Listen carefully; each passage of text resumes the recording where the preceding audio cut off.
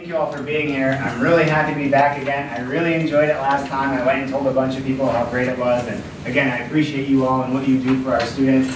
Just yesterday, I was finishing grading Sim Center papers, and it is so valuable what you all do for our students at the Sim Center. I mentioned last time that when I was in school, especially in undergrad, but in grad school, I guess we didn't do the Sim Center, and we just did mock interviews with our with the other students, and it didn't really feel like it feels when they come into the Sim Center and do it with you all. And so, the first time they come into the Sim Center, they hate me because they feel like they don't know enough, and then the second time, it was interesting reading their papers on the second Sim Center, which they just did, and they do 3 of them, because they were saying, I was more nervous this time because I felt like I should know what to do, but I wasn't sure I was doing what I was supposed to. So, but you all did a great job, and the way that you're pushing the students and helping them, it's so valuable. So, I'm happy to be back again. My name is Paul. So I teach as an adjunct professor here at Grand Valley. This is my 5th year teaching. I work full-time for Mercy Health, not St. Mary's, for Mercy Health Heartside Health Center. So I'm an outpatient therapist there. Doing work in the Heartside area, and then I also own a private practice called Supporting Act Counseling. So, staying busy. So, excuse me for us starting a few minutes late. I was just running from work. So today I'm really excited about talking about schizophrenia and borderline personality disorder. I think some of the things we go over will be really helpful in how you all act these out to our students. And so and I feel like there's even some more concrete things that can be even more helpful than I think the last presentation on anxiety and depression. So I guess so we talked about this last time. That mental health diagnosis, what is it? They're behaviors, thoughts, and feelings that cause clinically significant impairment or distress or impairment in social, occupational, or other important areas of functioning.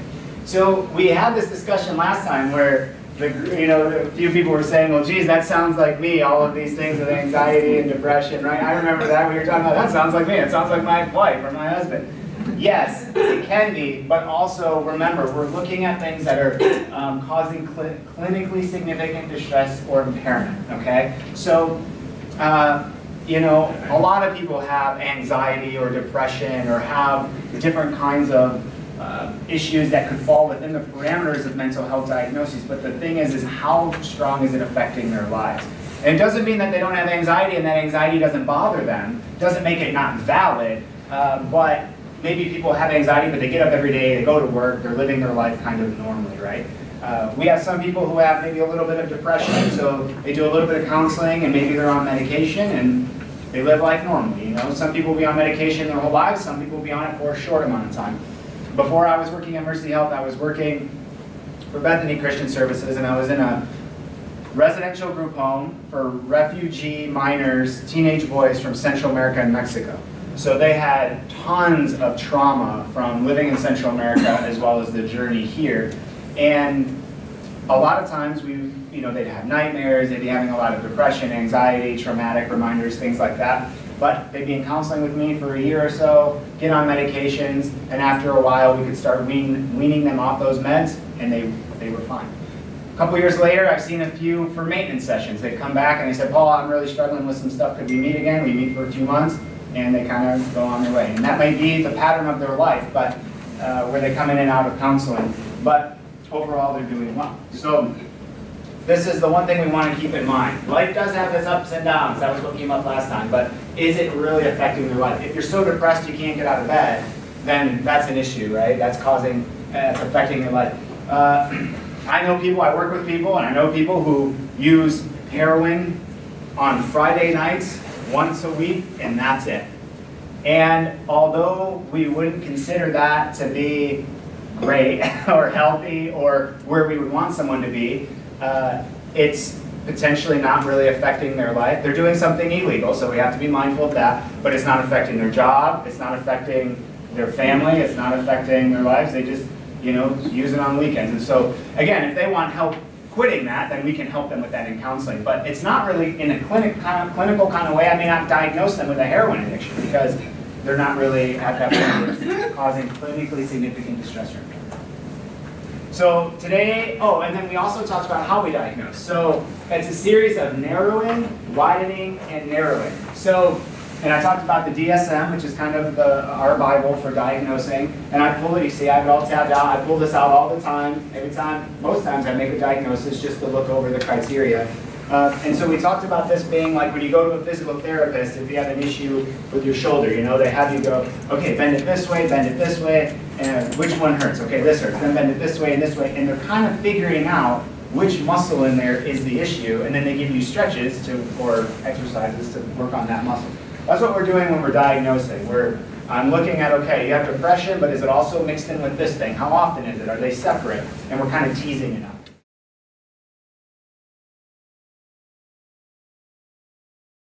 So today's exciting because I think schizophrenia is going to be a good one to talk about for you all. I guess I should ask if anybody's willing to share, what are some, because I think Cindy, you said I just did one on schizophrenia, what are some of the ways you all are showing that you are applying to schizophrenia? None of these people recently did it, but some of you have done schizophrenia. I know. I don't want to call you out, but you know who you are. Or Cindy, even if you have any insight. This is really hard for me because, you know, the students tell me either it's not very accurate. I had one student come up to me and say, you know, this wasn't really very accurate. And I'm like, well, thanks for sharing. Why would you say that? And she said, well, I work with this population at Hope Network. And I'm like, okay, so like you need to come and talk to me. Yes. You have lots of insight. And it was just so interesting to me as I think about hearing voices and I would say bizarre behavior, but the reality is I think that we're with schizophrenics all the time and we never know it. And like she said, Cindy, just don't miss the humanity of this condition and the fact that, you know, I love my job. Schizophrenics are fun, they're funny. You know, so I felt like there's a whole part of this that we're not hitting. And then some students tell me they think that what we do is very serious. So I think that tells me we need a little more depth and we need some more understanding of all of this. Well, I hope to give you some of that today. And as far as the stereotypical goes, part of that's okay. I mean, they're students, they're learning, so it's, you don't want to like throw too much out there or like a really intense, you know, case that's really hard to do, so that's okay. You obviously had an outlier, you know, somebody who was really skilled in that population, so that makes it hard, right? But we'll go over today a few of the things that if you're presenting with this diagnosis, some quick and easy things you can do to show it. So here's what the schizophrenia diagnosis looks like. Here are the things we're looking for. And then after we go over this, we'll go over how it presents, what it looks like in the session. So delusions and hallucinations. Anybody want to guess what the difference is? Yeah. Well, hallucinations are something that you see that's not there. Delusions are, I think, I'm God. So. Yes. Good, exactly. So delusions would be more like those things that you think about yourself. I have people who say that messages come out of the TV directly for them. I've got some more examples coming up later. So that's dead on. And then the hallucinations, I typically think of seeing or hearing things. In the most simple way, I think of I hear and I see things that other people don't. Okay. And that's typically how I ask it. I typically say, do you hear or see things that other people don't? And they're typically clued into that if they have or haven't.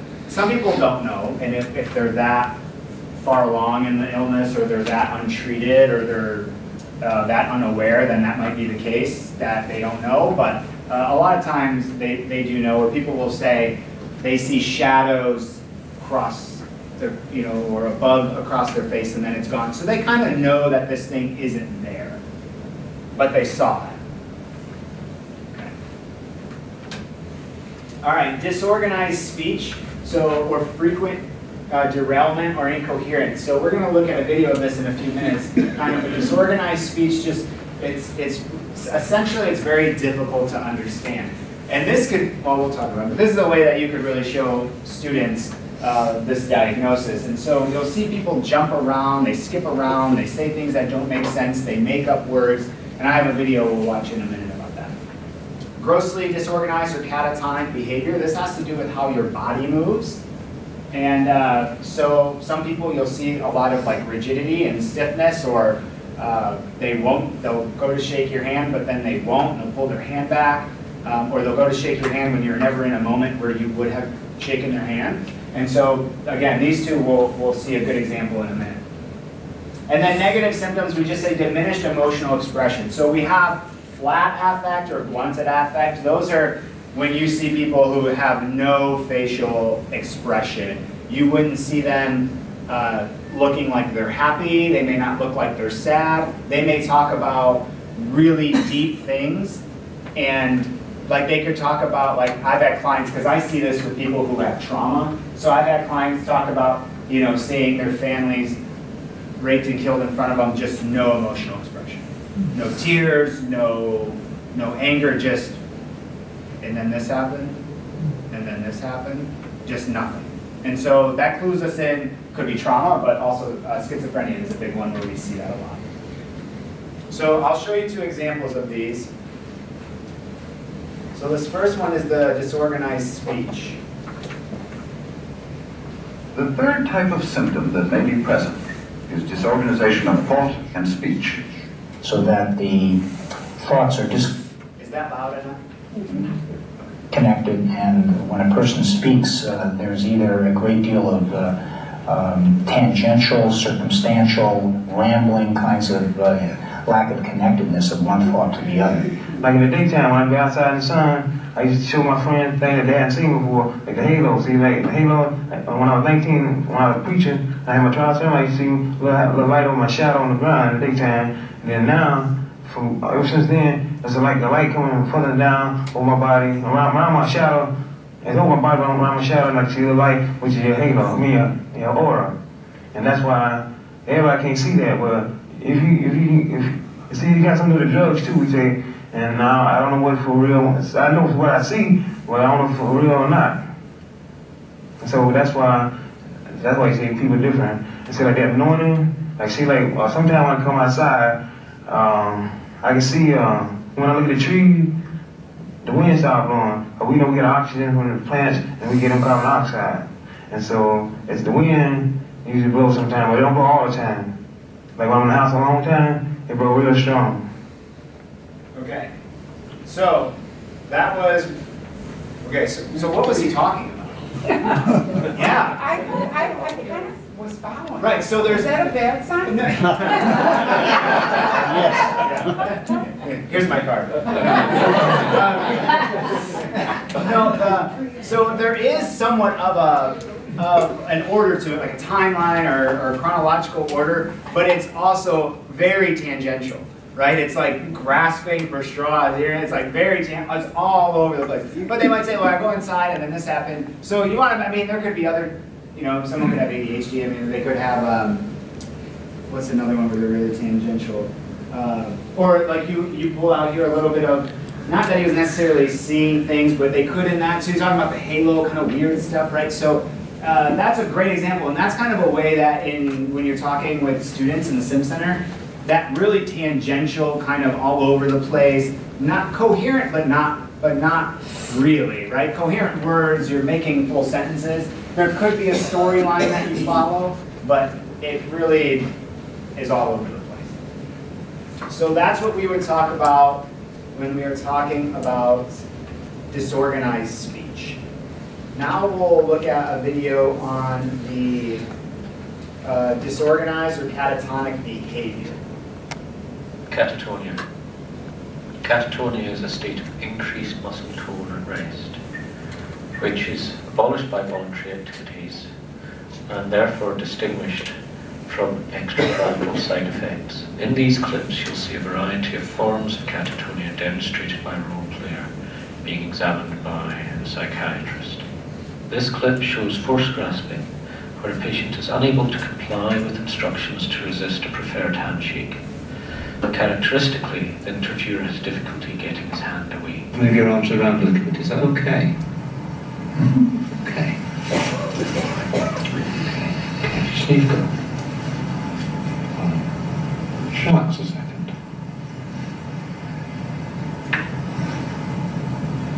What I'm going to do, I'm going to put my hand out, but I don't want you to shake it.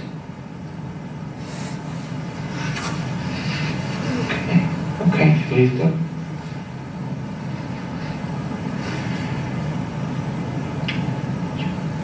Think carefully about what I'm asking you to do. When I put my hand out, as though I'm going to shake your hand, don't take it. I do not want you to shake my hand this time. Okay, okay, that's fine. Just try and relax for a second. In this clip, waxy flexibility is demonstrated, and the patient's limbs are placed in an unusual position, where they remain for a sustained period. I'm just going to move your arms gently.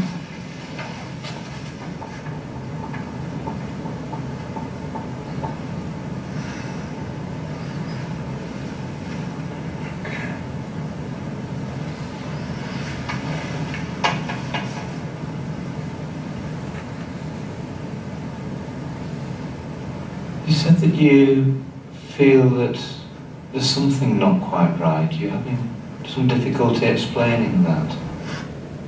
The patient in this clip is displaying opposition, resisting all attempts by the examining doctor to move his arm. I'm just going to move your arm gently. Just let it come with me. Okay? Okay, that's fine. That's fine. I'm trying to put it down this way now. Okay. Okay, that's fine.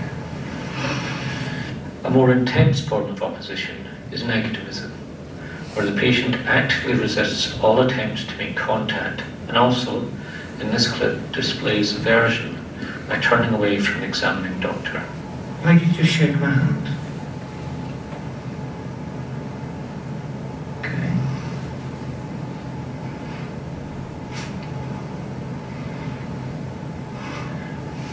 And shake my hand, Peter.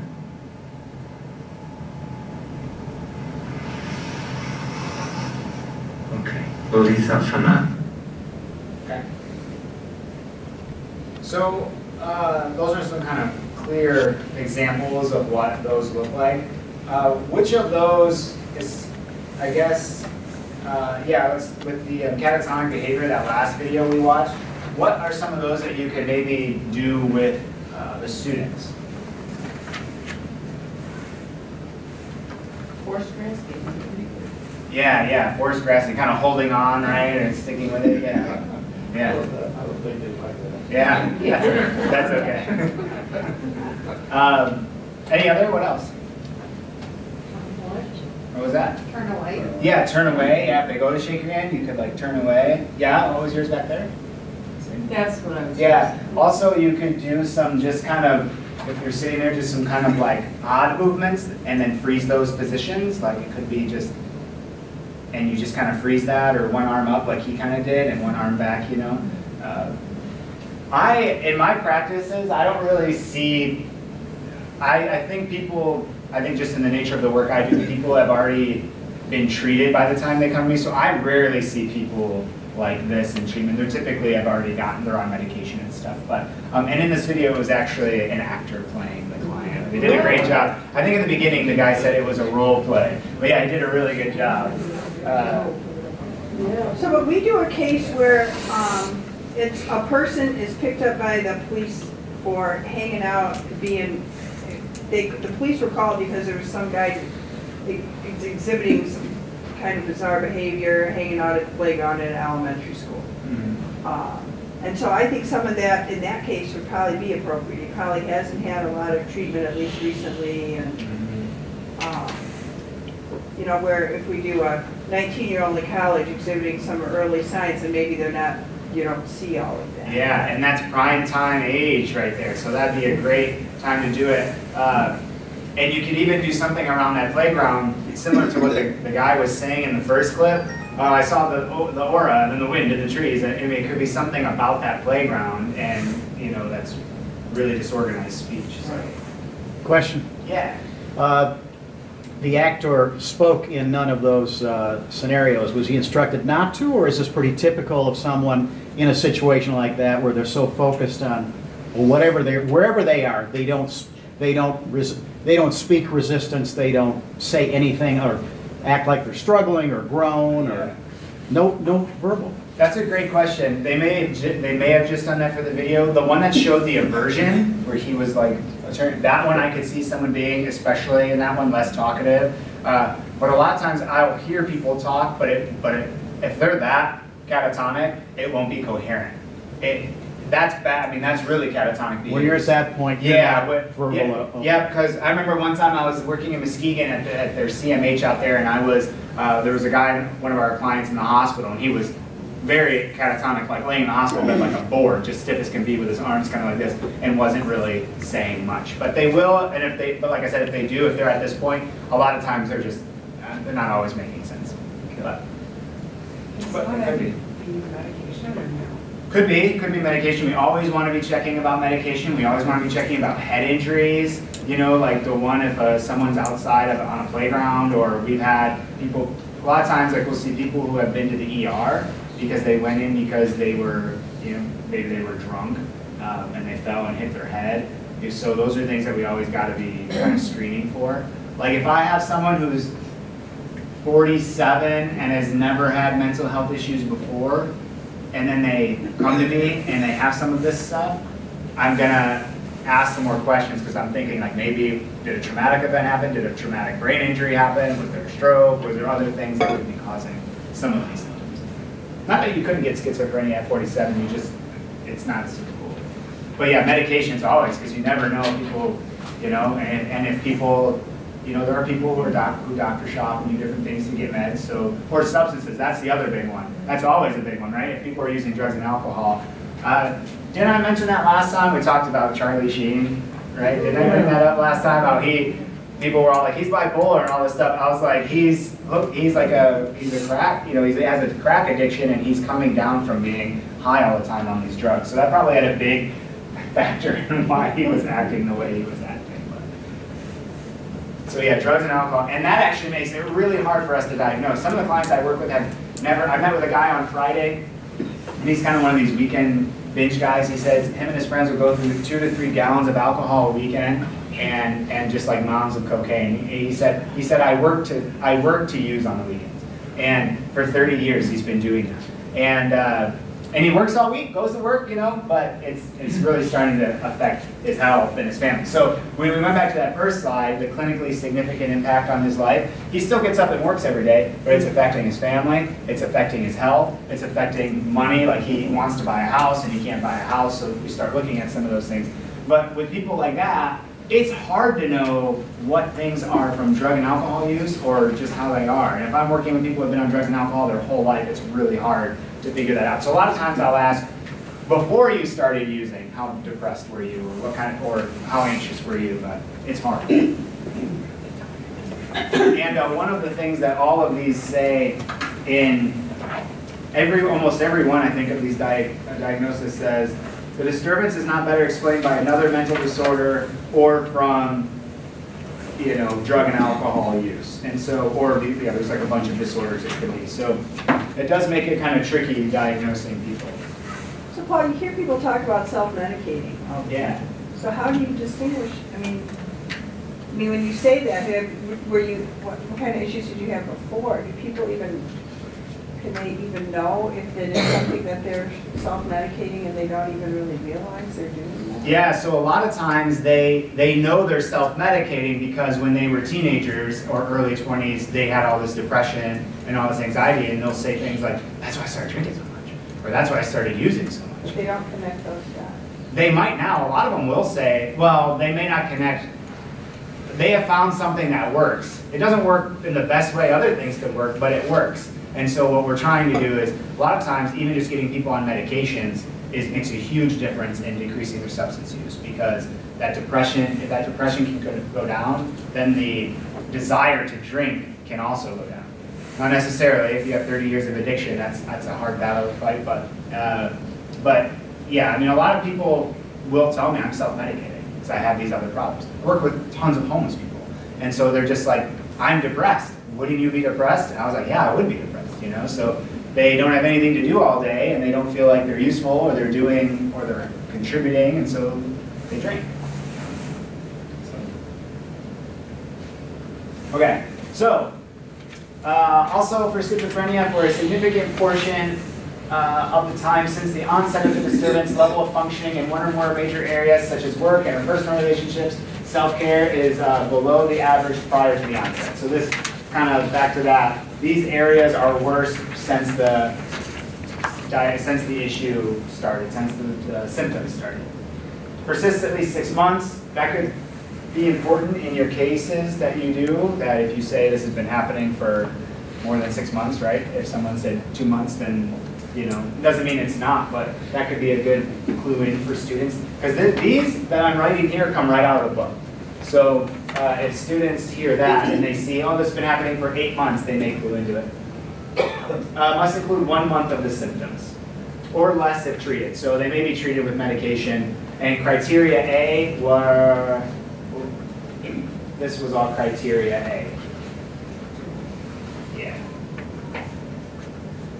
Yes, oh, we're still on. Yep, these were all criteria A. So those for at least, it said a month.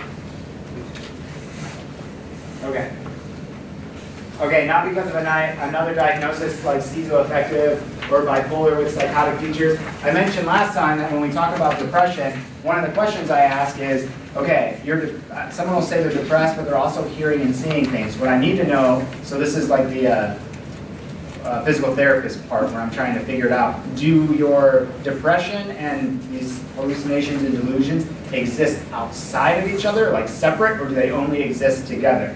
And so, bipolar is like that too. So if you only have these psychotic features like hallucinations and delusions, while you're having symptoms of bipolar, it would be bipolar with psychotic features. But if they exist separate, then I would probably give you a diagnosis of bipolar and a diagnosis of schizophrenia. And then, so we don't need to worry about it. But that's where it gets a little bit more complicated. And then schizoaffective is essentially, basically it's either depression or bipolar mixed with schizophrenia. And I actually see way more of that than I do schizophrenia. Because most of the people I see have depression, or a lot I would say, and the ones that are depressed and also, and the most that I have that would meet the criteria for schizophrenia meet the criteria for depression, and this is a mix of those two. So maybe in the future that's something we can talk about incorporating that diagnosis, but for now schizophrenia is the better one because we can keep it simple.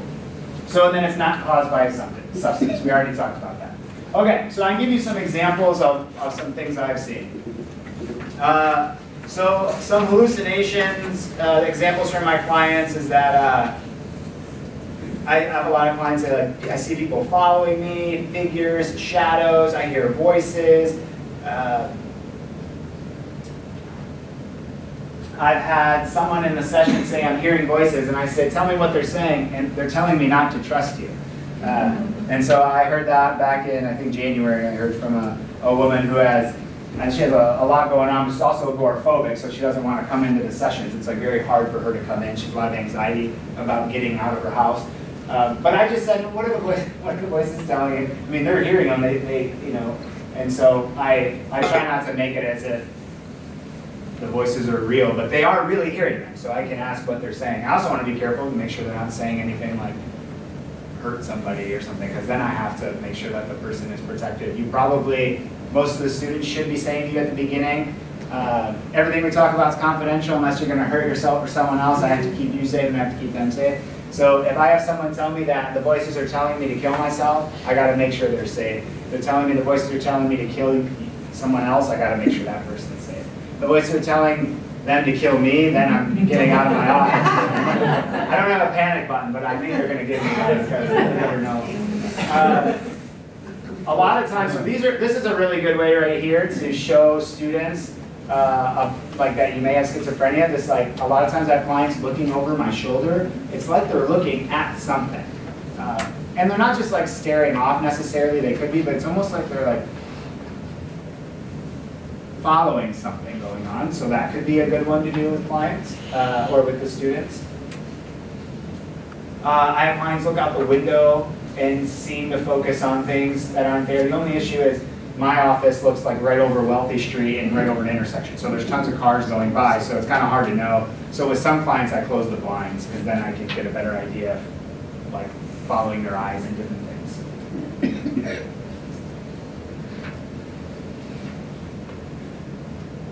So then with delusions, so we were talking a little bit there about hallucinations. For delusions, there's one site called, let me see which one is it.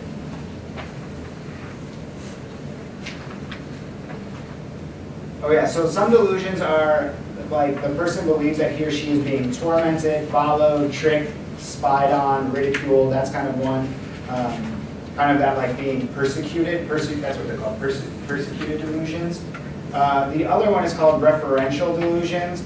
And that's when a person believes that certain gestures, comments, passages from books, newspapers, song lyrics are directed at them. I had a client once tell me that she was the whore of Babylon and the Virgin Mary. And I said, how do you reconcile those? Yeah. I thought, okay. What's another one? TV talking to them. I've had a lot of clients say that TV's talking to me. It's telling me I need to do this thing. Or billboards. Has anybody ever heard of gang stalking? So this came to my attention in the late fall because I had a client, I think early 20s, so prime time for some of this kind of stuff. But he was also on a lot of drugs, so I wasn't sure what was going on, but he ended up getting off the drugs and was still having these issues. So gang stalking is this wild phenomena where people think they're being strategically followed and tracked by either the government or by these groups of people. And when my client, I never heard of it, so my client told me, and when he first talked about it, I thought it was real. I thought it was like a prank thing, like people were pranking him. But then he would talk more about it, and so it was just really bizarre. So he would say things like he'd be at work, and he worked in a machine shop, I think, and he'd look out the window, and there'd be a guy in a van with like a cigarette, and when my client looked at him, he like took a hit of the cigarette, and then drove off, and then the client looked away and he was gone, and then when he looked back out the window, the guy was back, and something like the brand, or something was written on the side of the van that the client had just said to a coworker. Okay? He said he was on the phone once with his grandfather, and a van pulled up next to him on the road, and then later he saw that same van in town with something he had said to his grandpa on the phone. And these people think, the people who think they're being gang stalked, they think it's a lot of times kind of, is it in the book 1984 where like the government's kind of spying on them, and when he first started explaining it, like I said, it almost sounded real. I'm missing some of the main stories, but they almost sounded, like I said, I thought people were messing with him. I thought it was a joke or a prank. And then he started saying things like, yeah, this guy like turned his phone like a weird way towards me, and then the next day I had these bumps on my side. Like I think it's from the radio waves. Like they're surveilling, like they have surveillance on me. They're listening to me. He said, and then one that was really out there, and I pushed back a little bit on this one because he was on ecstasy at the time. But he was at a concert on ecstasy, and he like had a thought, and then right after he had it, the DJ, it was like a rave kind of concert, ecstasy, very stereotypical. The DJ said something that was exactly what he had just been thinking, and so this gang stalking thing, I looked it up, and there was a really fascinating article done. I think it was by the New York Times on it a few years ago, because since technology has gotten more advanced and like social media, people who have this issue with gang stalking are connecting online with each other. Yeah, did you see that? Yeah. And they're all like, yeah, this is real. Like they're all validating each other that it's real. And I don't think it is. Like, it could be, but I really don't think it is. So do you remember anything that you heard or read about it? No, it just was really weird. Yeah, and like one of the main guys in the article is a nurse. He gets up and goes to work every day, but they think they're being like strategically followed and surveillanced by the government or by groups of people. paranoid. Yeah, and so paranoia is one of the things of, No, I mean, be surprised how many people are being surveilled by the government. Okay. And we come up with something, diagnosis like that. Mhm. Oh, this guy was sitting out here in a parked car, and then when I looked out there, they drove away. Mhm. And another car comes in and parks in the same spot, and they're looking at me. But there's nothing to say that they shouldn't be right. Right, there probably are people has surveillance on them, like there's, like totally. And I bet you there's, like you were saying, there's probably more than we realize, potentially. If where I'm coming to see you, yeah, I'm listening for something else. Right, but if I'm talking on the phone with someone and then that's written, it's funny, when my client first started talking about it, I wasn't sure that it was delusions. Because I was trying to understand it. And I remember just asking, like, why would someone waste time writing the name of what you were saying to your grandpa on a van? Like, what's the point of that? And I probably should have been more empathetic. I just didn't realize it was delusions. I just thought it was people were, and so. Yeah, he had a hard time kind of explaining that. So I had told him, one thing that you could potentially do is, I work in a doctor's office, so I said this kid is really smart too, that's the other thing. I said, go home and look him up. I said, but you could get on some antipsychotic medication, find one that you think is the best without a lot of side effects. You're a smart guy, figure out what you like, and try them. And if the symptoms start to go down, then you know it's symptoms and it's not real. And I went about it that way because he was a very smart, kind of methodical person. So instead of being like, no, you don't have delusions, or hallucination, I just said, try getting on an antipsychotic and see if it helps. If it doesn't, stop taking it, and but if it helps, and my assumption is that. So. When I worked for the city, we had on a regular basis 3 to 5 people at any time would come in daily, multiple times a day, complaining to the police department that people were following them. Yeah. It could never have just been. So sometimes when I'm working with you, I'll tell you that. Like maybe you say, nobody's listening to me. I was at the police department twice yesterday. You don't even believe me, but I'm being followed because we would hear it. And you'd be amazed. 2 hours and they'd be right back. But it was very real for them. Yeah. Very scary. That's the thing. Oh, it'd be terrifying, right? And I always validate clients. Like he was one too. I said, because he said, you think it's in my head, don't you? And I said, I don't know if it's in your head or not, but that sounds terrifying. I mean, whether it's in your head or not, you must be afraid. Like, that's got to be hard to deal with. Even if it's in your head, right? Even if it's not real, like dreams aren't real, but they're terrifying, right? Because they feel real. So he ended up, he didn't come back. He came back a couple times, but he wasn't really interested. He said it got a little bit better over time, but I think he's going to struggle with it for a while. But if you want, look up the article on Gang Stalk. It was, and again, with technology, people are connecting more. I have another question. Yeah. I'm not sure if this even exists, but could there be a chance that between your subconscious and your consciousness that you're leading over subconscious type fears and delusions, like in a dream state, you're dreaming that you're falling off a building or something like that, and then all of a sudden you're awake and you feel like you're falling off a building. Right. You can probably make some of those connections, especially with like paranoia and stuff. If you're just a person who's more susceptible to being afraid, or you have a lot of fear from whatever. I have a lot of clients who have been in long stints in prison, and I had one guy who essentially ratted out another guy who he saw killed someone, and now he's always looking over his shoulder because they know his name. The people in prison that he ratted out know it was him, and he's worried. He's like, they gotta be out by now, and they gotta know who I am. It's not hard to find people. And so he's always kind of worried and looking over his shoulder. Now, no one may ever be there, but so some of that is real fear, but he's kind of always looking around because of that fear. There's also, there's a disorder, I don't know if it's an actual diagnosable disorder, but we learned about it in regards to these kinds of diagnoses called, it's French, it's called folie à deux, which is, I think it means two are crazy in French. And if you, like for example, if I don't have any mental health issues, but my wife does, and she has like, let's say she has schizophrenia, and we live together, and she's like always looking out the window and saying, there's people out there, they're watching our house, and she does stuff like that all the time, I can start to see them. And I've never had a mental health issue in my life. But I can start saying those things. And so it's called folia du, so that could be, you know, related to that. And if I remove myself from that person or those symptoms go away, mine will go away too. Oh, so here we are.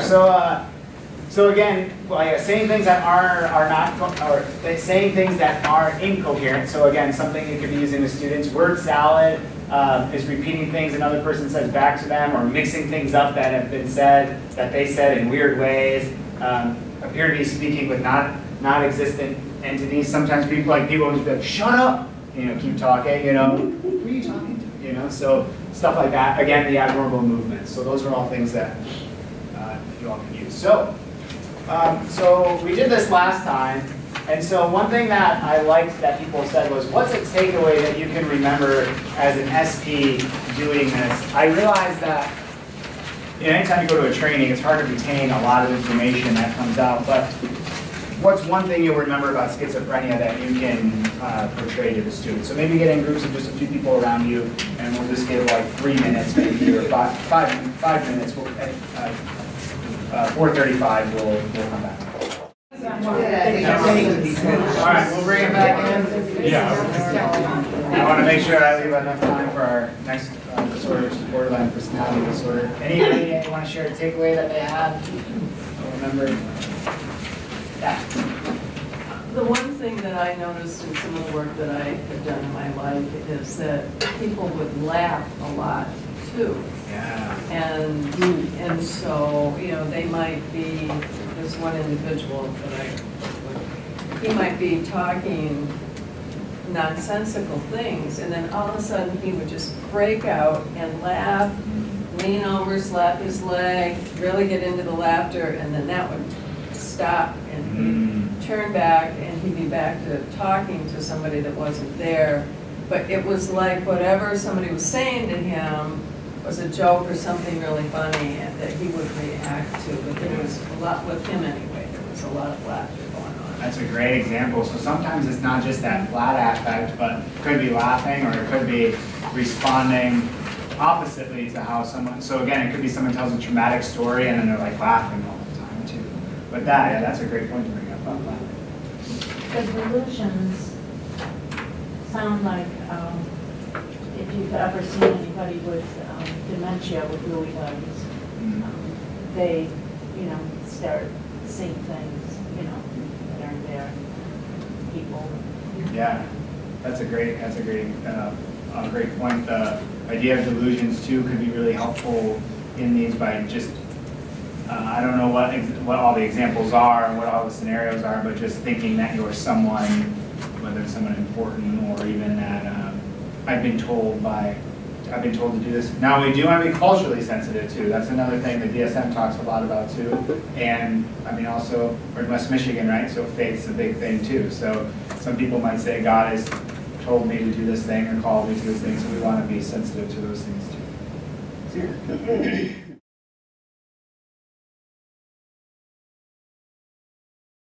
All right, well, let's move into borderline personality disorder, so I want to make sure we get it. It's time. We're on until 5 o'clock, Cindy, is that right? Yeah, but I think people would like to get through this, because we really struggle with this one in particular. Well, this one I think we'll get some really good concrete things that we could use with students. I find this one to be a lot of the criteria that I see with people with borderline personality disorder jumps out at me a lot of the time. It's not as hidden. I feel like I really, at least the people I work with, it's like boom, in your face, they're having these 4 or 5 issues. And so a lot of times, as soon as I'm hearing some of those things, I'm thinking, okay, I'm like, right, I'm narrowing, widening, narrowing, I'm thinking borderline personality disorder. I'll come back out again, but then I'm really cluing into that. There are some other personality disorders, they could be different things, but the aspects of this one will really jump out at you. So the overview of the diagnosis is a pervasive pattern of instability of interpersonal relationships, self-image, and marked impulsivity, beginning by early adulthood and present in a variety of contexts by 5 or more of the following. So, frantic efforts to avoid real or imagined abandonment. Okay, so this is a big one, right? They're afraid of losing relationships. They're afraid of losing people in their life, or they're really scared that their lover is going to leave them. I've got a great example I'll get to in a few minutes of someone that I'm seeing right now who's going through this. A pattern of unstable and intense interpersonal relationships characterized by alternating between extremes of idealization and devaluation. So I have another client who I'm working with right now who has borderline personality disorder, and she was just telling me, I'm not even kidding, this was last Thursday, she was telling me about her ex, I think husband, or ex long-term boyfriend, father of one of her children, and she was telling me that their relationship, so what happened was is she wanted some help or advice. I don't really give advice, I help kind of draw out from the client, but she wanted to tease out, a couple days before, she didn't want to do this, she didn't want to text him, she hasn't talked to him in months, but she couldn't help it, and she sent him some text, and it wasn't a mean, it was nice, it was like a picture of her and her dog, and then he didn't respond right away, and her mind just started going, oh my God, is he ignoring me? Is he ignoring me on purpose? Is he angry at me? What's he doing? And then he responded back, but it was really ambiguous. And she was like, well, what's that all about? Why didn't he text me back something more concrete? What's he mean by that? And she'll like show her friends, what does that mean? And then she was in my office, and she was all upset about it, and we were talking about the relationship, and she said, our relationship was so intense, it was either like the best of the best or we were fighting, like physically. She said her nose was broke, we broke each other's noses several times. Like, she goes, when it is good, it is good. And when it is bad, it is bad. And that is this bottom one, alternating between extreme idealization and devaluation. So I will see those highs and lows in the relationship, but also people will go from, they'll have a boyfriend who is severely abusive, where most people who maybe don't have a diagnosis like this or have more supports in their life would just be like, yeah, nope, that's not for me. They'll maybe go through a time where they're devaluing it, and they'll say, oh yeah, like, I don't care about that person, we shouldn't be together. But then something changes and they go, man, he was just the best boyfriend ever. Man, he treated me so well, and obviously didn't. So again, that jumps out at me when I'm meeting with someone. Identity disturbance marked by persistently unstable self-image or sense of self. So a lot of times I see low self-esteem, unstable self-image. One of the women I'm seeing now is constantly changing her appearance. Constantly. Oh, one day she like sprayed this, and she's in like her mid-40s, she sprayed this pink stuff in her hair, but it was raining that day, and I just felt so bad for her. But she's like, she'll be in the session, she goes, I think I want to go get some tattoos, or I want to go get this done, and she wants to dye her hair, change it all the time. And then, so that's a big part of it, and a lot of times you'll see a lot of issues around self-image and sense of self. Impulsivity, number 4, in at least 2 areas that are potentially self-damaging. So spending, sex, substance abuse, reckless driving, binge eating. So again, we have to watch, because binge eating could be part of anorexia, right? We have to, or like the sex and spending, these could be things in bipolar. We talked about bipolar last time. So if you're right? So if you're manic, the spending and sex and substance, all of these could be parts of bipolar too. So again, we're trying to figure out exactly what's going on. But I'm trying to figure out, is this impulsivity? If it's not within just the context of a manic episode, then I'm not looking at bipolar, I'm looking at borderline personality disorder. Plus, if they have this, I'm looking for all these other things, so it fits in with the other parts of the diagnosis. So, number 5, recurrent suicidal behavior, gestures, or threats, or self-mutilating behavior. This is also a tell-all for borderline personality disorder. Now there's a lot of people, especially in like my generation and younger, who self-harm. That's like a newer thing. And not everybody who self-harms has borderline personality disorder. Could just be depression. It's a way that people cope. It's a way that people feel. If they feel numb, it's something people can control. And so it doesn't always make sense, but it's not necessarily always part of borderline. But again, when you're seeing these other pieces, you're like, okay, you're putting the puzzle together. And this is typically a big one of people with borderline personality disorder. Not always, but a lot of times. And so I got a few years ago, I got fully trained in, it's called dialectical behavioral therapy, DBT, which is treatment for people with borderline personality disorder. Some people in DBT treatment like to call it diabolical behavioral therapy, but it's not. It was created by a woman named Marsha Linehan, and it is one of the best treatments they have for people with borderline personality disorder. But a big part of it is you have a skills coach, like a therapist, who you can call 24 hours a day, 7 days a week, when you're feeling suicidal or like you want to self-harm, to get coaching on skills you can use instead of self-harming. Now, if you self-harm and you text me as your therapist, as your DBT therapist, you don't get access to me for 24 hours. So we're trying not to reinforce, oh, I cut myself, you need to help me. Nope, 24 hours. But if you came to me before you hurt yourself and you got skills coaching and you made it through that, then that's what we want people to do. Now, if they're harm to themselves, like if they're going to kill themselves, then we have to make sure that they get help. But I worked with a lot of clients who cut, but they're not suicidal. So cutting it or burning, all that stuff, is not necessarily to kill yourself. It's to feel. So, or to cope. Okay, then number 6, affective instability due to a marked reactivity of mood. So dysphoria, which is a state of unease or dissatisfaction with life. Irritability or anxiety, usually lasting a few hours and only rarely more than a few days. So this is kind of up and down, a lot of affect instability. So that kind of emotional roller coaster. Chronic feelings of emptiness. Number 8, inappropriate, intense anger or difficulty controlling anger, frequent displays of temper, constant anger or reoccurring physical fights. So a lot of interpersonal problems. So in DBT treatment, there's a whole category of skills on interpersonal effectiveness. Because people with borderline personality disorder often really struggle interpersonally with people. They have really chaotic relationships. They don't know how to get their needs met in unhealthy ways. So they say things like, if you don't come over here and help me, I'm going to cut myself.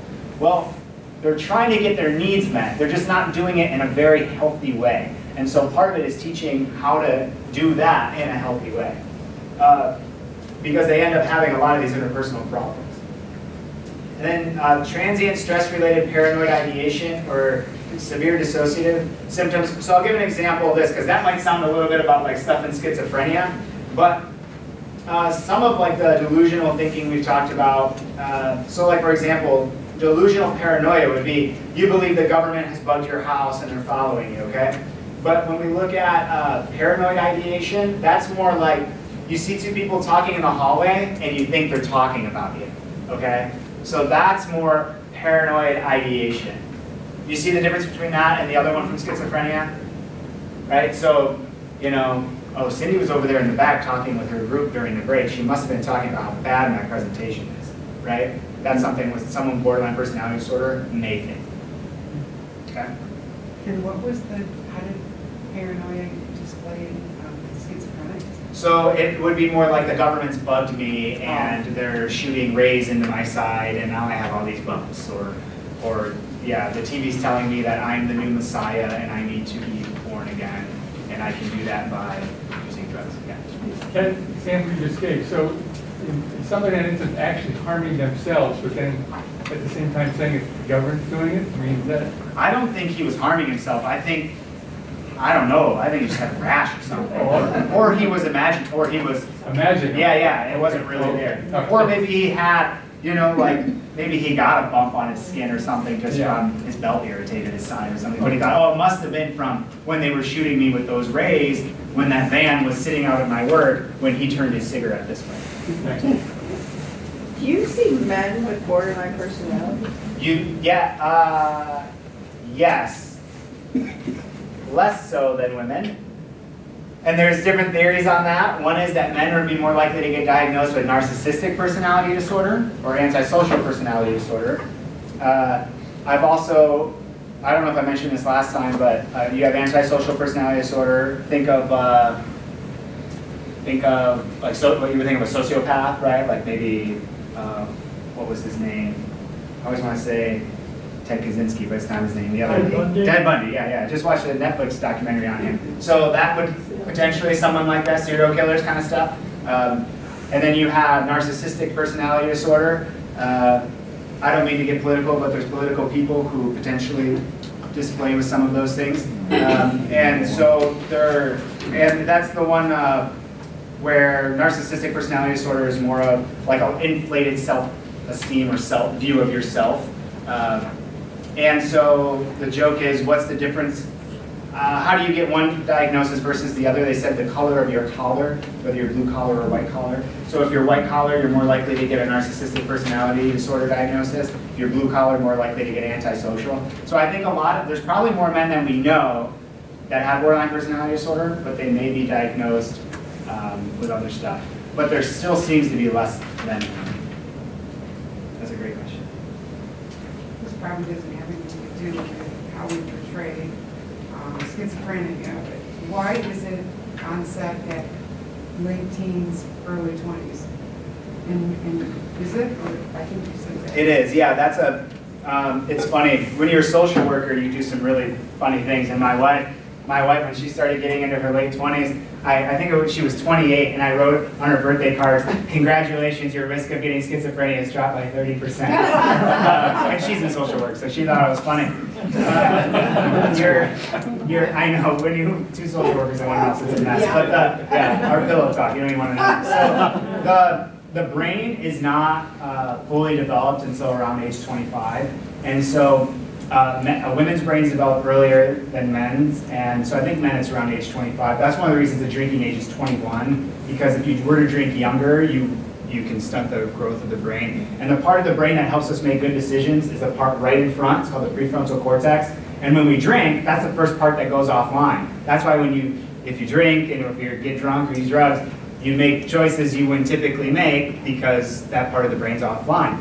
And so that part can be stunted by either trauma or by drugs or alcohol use. So I think it has to do with that's a prime time in brain development. So if you make it to 29 or 30 and you don't have schizophrenia, your chances of getting it go way down. Now it's still possible, and again, head trauma, all that kind of stuff could change it, and it's very hereditary. So my client with the gang stalking, I think his mom had schizophrenia. And to me, I think mom's side is even bigger for some reason. That they say if the mom's side has one of those disorders, that it's more likely to get missed. So if we're doing a new diagnosis of that, we always do young people. Yeah. That we never do. So just so you guys know, so none of you would probably ever be hired to do those. And so if I hire you guys to do schizophrenia, it's usually, you've had this for a long time, and for whatever reason, some kind of trauma, or you've come off your meds or whatever. Yeah. We could also talk about schizoaffective in the future, and I've got a list though. Yeah, okay, good. A scenario around that could be good. Okay. Did that answer your question? Yes. Well, that they can get it.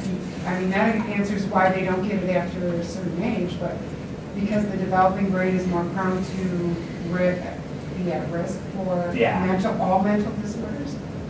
Yes, and just because that like late adolescence there's a lot happening, I think, in the brain during that time. And then I think some other things are settling. So I guess I don't know all the brain chemistry of it, but I know that's why it is. It's because of the way the brain is developing between 18 and 27.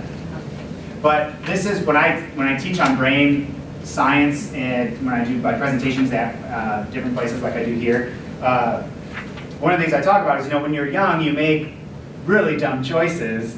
Even if you're brought up in a great home and a great environment and you have good parents and a good support system, you go to pull out of the gas station, you think you have more time than you do because your brain just isn't thinking through the consequences. But when you get a little older, you start to think, might just be worth waiting, right?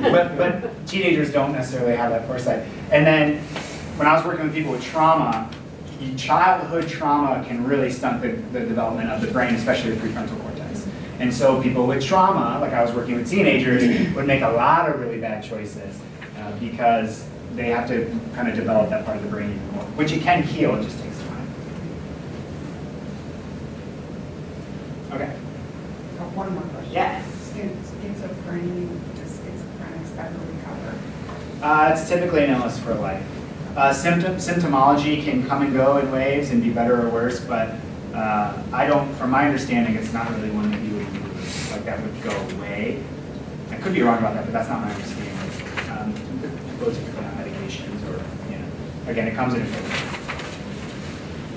a lot of times in mental health treatment, we see this cycle where people are really struggling, they come in, they get on medications, they go to counseling, they start to feel really great, and they stop taking their medication because they feel better. Like you would if you had a virus, you took an antibiotic, or if you had an infection, you took an antibiotic. So we struggle with that a lot, trying to help people understand how their illness works and that it's going to be a long-term deal. Okay, so with borderline personality disorder, we typically see, like when I went through DBT training, which is a 5-day long training on how to do DBT training for borderline personality disorder, one of the things they always come back to, when we talk about how you get this diagnosis, it comes from a little bit of nature and a little bit of nurture. The nature part is you're a person who gets, the word that we use a lot in DBT is dysregulated. This can mean when you get upset, that you're frustrated, you're anxious. It's when you are not good, and you are not calm, you are not regulated, you are dysregulated. You become dysregulated easy, and you have a slow return to normal, to baseline. So we did this before. If this is kind of normal, like any given day, this is really happy, this is really sad.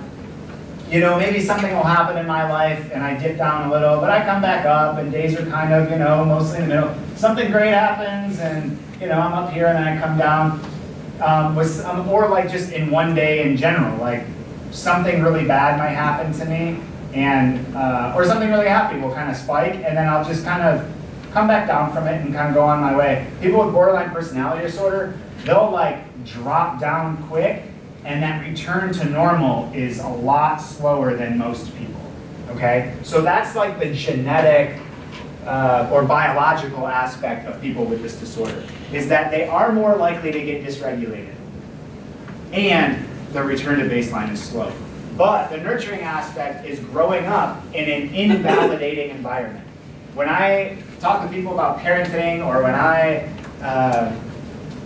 with clients, with parenting, one of the things, and parenting their kids, one of the things I always talk about is validating your children. And I don't know if it's going to sound like a woo-woo millennial thing, but it is really important. And ways that we see people invalidate their children are things like communicating to them that they should or shouldn't feel a certain way, that their feelings aren't warranted. Well, you shouldn't feel bad about that. You need to grow up and be, don't be such a baby. That's all like invalidating talk. And when people who already have this issue going on then have an invalidating environment, that's when you have more likelihood of having borderline personality disorder. So it's both nature and nurture. It doesn't mean that we can't tell people it's important to be tough, or life is hard, there are things we have to get through. I can give a small example from my life, and it's so minimal, it's barely a big deal, but I remember when I was young and I was a teenager and I was dating women, and we would break up. I was so sad, I was so emotional. And I remember my mom always saying, just get over it, like, you're gonna have many more girlfriends, it's not even a big deal, this isn't even gonna be a big deal to you in the future. And in my mind, I remember being like, this is the biggest deal, I'm so in love. And although my mom was 100% right, in a sense I felt invalidated. I almost wished, and my mom was great, my parents were great, but I almost wish my mom had said, yeah, it's got to be really hard to go through what you're going through. That is really sad. Like we've all been through relationships where we break up, and it sucks. It's really sad, And so, and that's a small example. People who grow up with borderline personality disorder, typically environments are very invalidating. Like maybe it is, no matter how well you do in school, it's never enough, right? Or they're always verbally abused, called a failure, never going to be anything, that kind of stuff. So, okay, so here are some of the ways that we see it. Okay, so cutting, burning, or other non-suicidal self-injurious behaviors. So we will see that, but we will also see suicidal behavior. This includes threats. I knew someone in my teenage years who, we were all hanging out one day, and she said, I can't stand any of you all. I'm out of here. None of you guys care about me. None of you care about me. And she walked off, and we had been friends with this person for a long time, and we were kind of like, okay, go ahead, and what are we gonna do? She came back a couple minutes later, and she goes, well, one of you have to come with me and drive home with me, because if not, I'm going to drive off a bridge. And so that is like classic borderline personality disorder behavior. Classic. She walked away wanting attention for us to follow. We didn't, and she came back and basically strong-armed us into spending time with her. And okay, so in DBT treatment, they don't like using the word manipulated because it sounds so like so diabolical, like they're like people with borderline personality disorder are trying to be like this. They're really trying to get their needs met and they don't know how. So manipulated sounds like so bad, like they're really trying to make our lives bad. They're not. They're just trying to get their needs met. But that is a classic thing that you would see. We worked with a woman in Muskegon. When we go over her house to do home visits, she'd be sitting out in her lawn, you know, day like today, first day of spring, first week of spring, string bikini, sitting out on the front lawn in a lawn chair. You know, typically if your social worker is going to come over, you wouldn't be sitting out in a string bikini on the lawn. I wouldn't. Maybe some of you would. I wouldn't. That's not for me. But, yeah. Exactly. Unstable, chaotic relationships, very scared to be left or abandoned, attention-seeking behavior. So I have a client right now who she moved to Mississippi to be with this guy that she's been on and off with for years. And he treated her awful, but they had a really intense physical relationship, which also had to do with some drug use, which made it even more intense.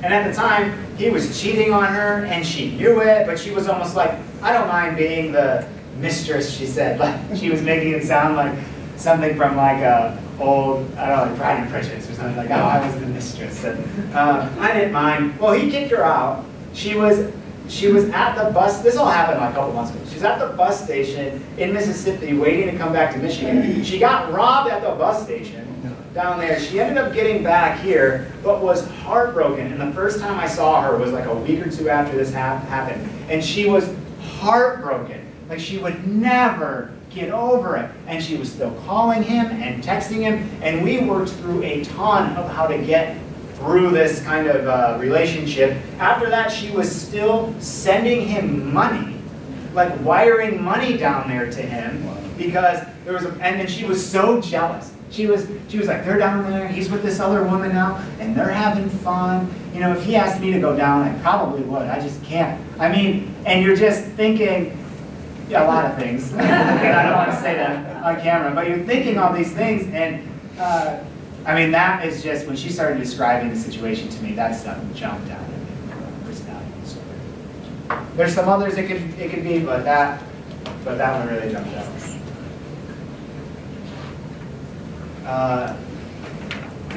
She's also the one who's like always changing her hair and, you know, a lot of that kind of stuff. So some of the things, you know, you could do for, let me go back a slide, that you could do with client or students is you could talk about growing up in an invalidating environment. I don't know if they'll clue into that as much because I don't know if that's actually in the DSM, but these things would be really great. The cutting, burning, you know, forcing pain on yourself, suicidal behavior, the very unstable, chaotic relationships, maybe being with a lot of people. The one woman that I knew when I was younger that I said she left and she came back and said, if none of you come with me, I'm going to drive off the cliff. She would scratch like this until she bled, and she'd have big scars on her hand from scratching. Being scared to be left or abandoned. And the attention-seeking behaviors. Those are the things that would really jump out at someone. Is this a little bit where if somebody does something to you, like I might be annoyed and then I'm over it, but they, you know, it's the same thing over. And perseverate on it. You know, so you could kind of, that's an easy thing to do too when you're describing things. You know, if it's something, you know, a friend of mine has said something to you, but it's yesterday and you're still irritated about it because they just don't make sense. Mm-hmm.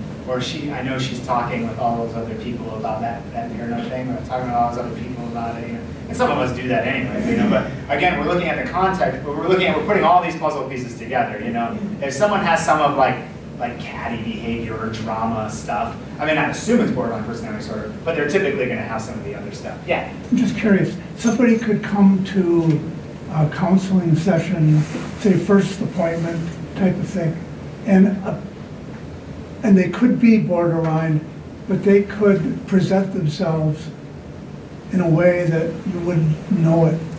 That first session might take many sessions, right? Yeah, that's a great point. Yes, someone could definitely do that. And I had my students in class ask me last week, because they said, being a therapist myself, if I went to therapy, couldn't I just know what the therapist is doing and know what to say so they don't? And I said, well, I can, but why would I? For me, I'm going to go because I want help with something. So why would I trick the therapist? I'm wasting my money and their time. Now, if a client, maybe they're forced to come and see me, right? Maybe they're court mandated, so they want to hide some of that stuff. They might. So it might take me a few sessions to figure it out. I feel like borderline personality disorder is one where it's a lot harder to hide than other ones. I just feel like it's pervasive through the whole life. Because someone might not want to tell me about it, but I'll say, tell me about your relationships. Just tell me about it. Have you ever been in what's the longest relationship you've had? Well, tell me about it. What was it like? I might say, tell me what was your relationship like? I ask all my clients, what was your relationship like growing up with your mom and your dad? What was that like? And so sometimes they may not know that I'm cluing into a disorder, but they say, well, my mom was she was this, and she never treated me. She never treated. And it's never good enough. It was never. Then I'm going to start trying to clue in. I'll look at wrists. Sometimes people will come in and their wrists are showing. Or I've worked with teenage clients where this whole forearm are bracelets. Okay, so I've worked in residential with clients who would wrap their wrists with, like if you had a wrap, like if you sprained your wrist, but they didn't sprain the wrist, nothing happened. So yeah. Well, you're right, people could hide it, especially people who don't want to be there, and they'll do that with other disorders too. But a lot of times, as a therapist, I just build a trusting relationship, and then eventually they come out and we'll talk about it. Well, someone that's suicidal, that doesn't want help, and the first thing you say to them is, I have to ask you if you're at risk of hurting yourself or someone else. Mm-hmm. Maybe they don't want to be forthcoming with that information because then you have to take some action. Yep. And they don't want you to hospitalize them or whatever. So maybe that statement in itself, doesn't that cause some of the population to not be honest? It could, but legally, just because of the legality of it. Because if they, I want them to know that out of the gate. Because I have to say about child abuse too, and vulnerable and older adult abuse. There's probably people I work with who haven't told me about some of that stuff because they don't want me to have to report it. But if they're in treatment, they're getting help. And so if they're not in treatment, they're not getting help. The other thing is with suicidality, if people are suicidal and they don't tell me, what can I do? If they don't want help, And a lot of times people who complete suicide are people you would never know. Not all the time, don't get me wrong. There are people who make threats or who have attempted. But I was at a suicide training and a guy made a video for when he was for his family. And in the video, his grandma called and talked to him. And so you're watching the video of the kid. And he picks up the phone and says, yeah, Grandma, I'll be there on Saturday. But he's making a suicide video. Didn't tell anybody. So a lot of times it's, people won't. And then the other thing is, people get mad at me and go kicking and screaming. I've called the police, I've called the ambulance, and it's like, well, I gotta keep you alive. You can be mad at me if you want, but I gotta keep you alive.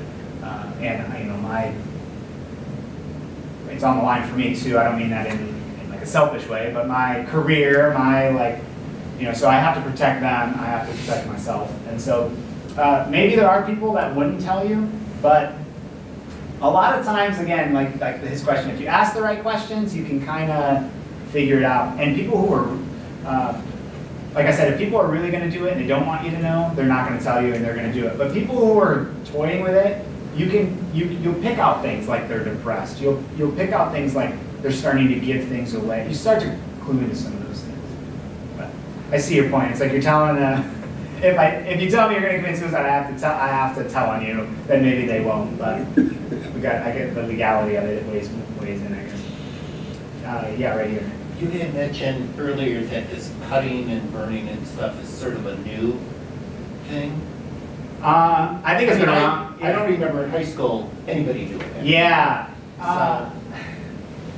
So what would that be replacing? Yeah. Or why do you think that is a new phenomenon, if it is? Do you all feel the same way? Yeah. Like when you were younger, it really wasn't a thing?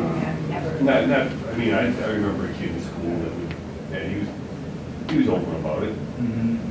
That he was hurting himself. Yeah. When I was in 6th grade was the first time I had a friend who was cutting. And then when she started cutting, like 3 or 4 other friends who knew about it then started doing it. I don't know, that's probably a whole training in and of itself. And I don't have the answer. I don't know if it's, there was this whole, I read in the book, Malcolm Gladwell, he wrote, it was either The Tipping Point. He, in that book, he talked about that there was this phenomenon in Japan or some Asian country where people were trying suicide, where like they didn't really want to complete suicide, but they would try something to like almost. So it could be like you tie a bag over your head, or you like hang yourself, but you have a way to get out of it. But a lot of people died from it. But it was this weird phenomenon that people were doing it for no reason. It just like became a thing people did. And he talks about it in that book. So it could be something like that. It might just be maybe our generation, younger generations more open to those kind of things. We're less, I just read an article yesterday that we're more likely to seek mental health treatment. So maybe we're just more out there. I mean, a lot of you are on Facebook, right? You probably see people in my generation just, it's all out there. And my parents will say things to me like, your wife really puts a lot out there on Facebook. Do you think? And I was like, she does. I don't know. But they would never, my parents would never put out there what people today put out there. Or even pictures of them like drinking a beer on Facebook. Like people in my generation don't care about it, but my parents, they do. So maybe that's part of it, just it's like culturally we're very different. I don't know. That's a great question. I wish I knew that answer, but it seems to be true that a lot more that like the younger generation is more into that now. Yeah, in the back. Well, it's a question or a comment not directly related to borderline, but this matter that the students essentially have to say make that statement initially, or at least that's. Yeah. It often comes off. I don't know what to do with it because I feel like I should be in character already, and when they say it, it's like before we get started, let me tell you this. To kind of as a reassurance, they fumble with it. Yeah. I had one student one time didn't do it, and then in the middle of what we were talking about, she did it, and it actually it made sense to me then. Yeah. But coming as it does initially sometimes, I want to say, wait a minute, you don't even know who I am, and already you're talking about, harming myself or somebody else. Yeah. I just have some feedback. I just don't know quite how often how to handle it. I had a student, I was grading papers yesterday, they said, I forgot confidentiality, so like 5 minutes in, I interrupted the client and said it, which is actually good. They should do that because they need to get that out there right away for legal purposes. When I meet with clients, I go and get them from the waiting room, like in my practice, I go and get them from the waiting room, it's the first session, some small talk on the way to the elevator, wow, it's great to have sunshine, right, after all this winter crap we got. And go up the elevator, we go to the office, and I'll sit down and I'll say, I really appreciate you coming in today. I read a little bit of your background in the chart from the doctor, but I really just want to have a conversation with you to get to know you today. Today I will be typing because I have to do an assessment and I'll get that information down. But when we meet in the future, I won't be typing. And then I just need to let you know right out of the gate that anything, if you say that you're going to hurt yourself or someone else, I got to keep you safe. Or I say everything you say is confidential. Yeah. I won't tell anybody. I said I've had clients tell me about murders they've committed, and I don't have to tell anybody about that. But I do have, if it's a past murder, not a future one. If it's a future one, I have to tell. But I'll say everything we're talking about is confidential. The doctors can see my notes in the computer, but I try to be brief to maintain your confidentiality. But the only things I have to report by law is if you're going to hurt yourself, someone else, because I got to keep you safe and I got to keep them safe. Child abuse and older adult abuse or vulnerable adult abuse. Other than that, whatever we talk about is confidential. So that's how I do it. I think the students don't. I think it's just newer for them. It's kind of forced. They're trying to just do it, I think, to check a box on their thing. Yeah, and I think that's what I've come to do now. I try to respond in character. Yeah. Not extremely, but kind of not just listen to them say that and then go on. I try to, okay, how does this strike me at this point if I'm this person? Yeah. And I'm hearing it, and I just see how they deal with it. It should definitely be done in character, yeah. Okay, and I don't do as good of a job of training my students on how to do that as I should. So that's actually good feedback because I'm gonna work with them a little bit on that. What's the age that qualifies for older adult abuse?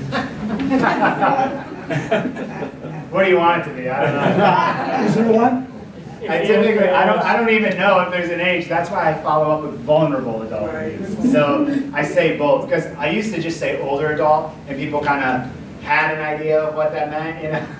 But I don't know, not AARP age. I don't know. But I say vulnerable because you could be 36 and be a vulnerable adult, and someone could be taking care of you. You could be bedridden, and they could be abusing you. So, but I don't even tell my students to say that. I just tell them to do self-harm or to hurt themselves or someone else. So. Any other? Yeah.